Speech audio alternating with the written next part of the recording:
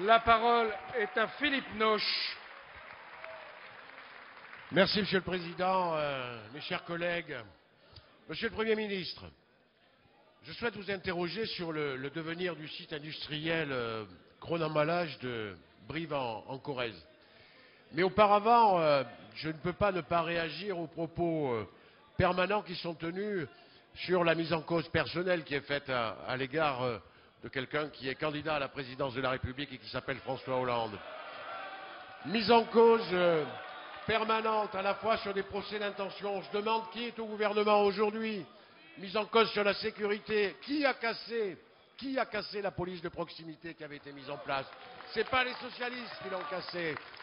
De la même façon, dans les semaines qui ont précédé, vous avez en permanence raconté à peu près n'importe quoi sur la gestion du Conseil général de la Corrèze.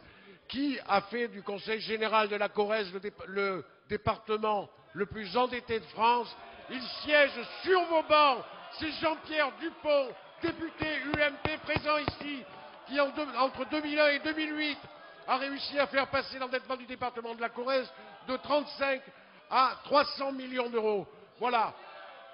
Mais pour en revenir à la question que je souhaite vous poser, Monsieur le Premier ministre, en ce début d'année, le groupe Kronen-Emballage, multinationale florissante dans le domaine de l'emballage alimentaire, vient d'annoncer son intention de fermer son usine de Brive avec la clé de la suppression d'une cinquantaine d'emplois. Cette usine réalise une marge de 13%. Ce sont bien des licenciements au seul motif financier et non pas économique.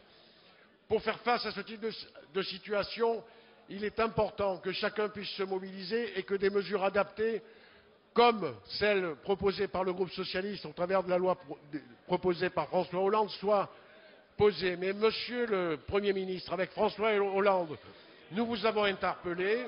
Vous avez bien voulu nous indiquer que le ministre de l'Industrie devait recevoir la direction de Kronen-Emballage. Monsieur le ministre de l'Industrie et de l'Énergie.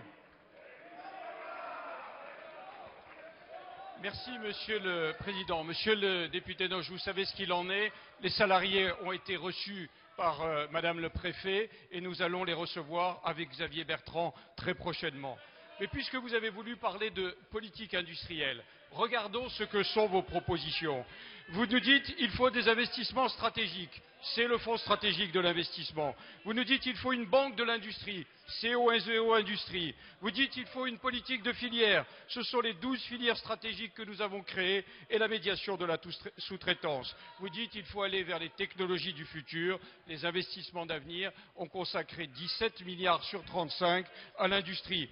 Vous nous dites qu'il faut aller vers des réseaux numériques. La France est en pointe pour le déploiement de la 4G, la 4e génération, et de la fibre optique. Vous dites qu'il faut soutenir les investissements. C'est pour ça que nous avons supprimé la taxe professionnelle. Vous dites qu'il faut soutenir l'innovation. C'est pour ça que le crédit impôt recherche a été multiplié par 3. Vous nous dites qu'il n'est pas normal que les PME ne puissent pas détenir plus facilement des brevets. C'est pour ça que la France a été en pointe sur la question du brevet européen.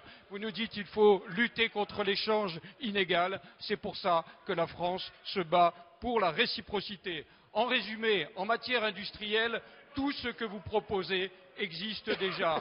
Tout votre programme, c'est notre bilan. Alors si j'osais, je vous dirais simplement, cher ex-camarade, encore un effort pour être révolutionnaire.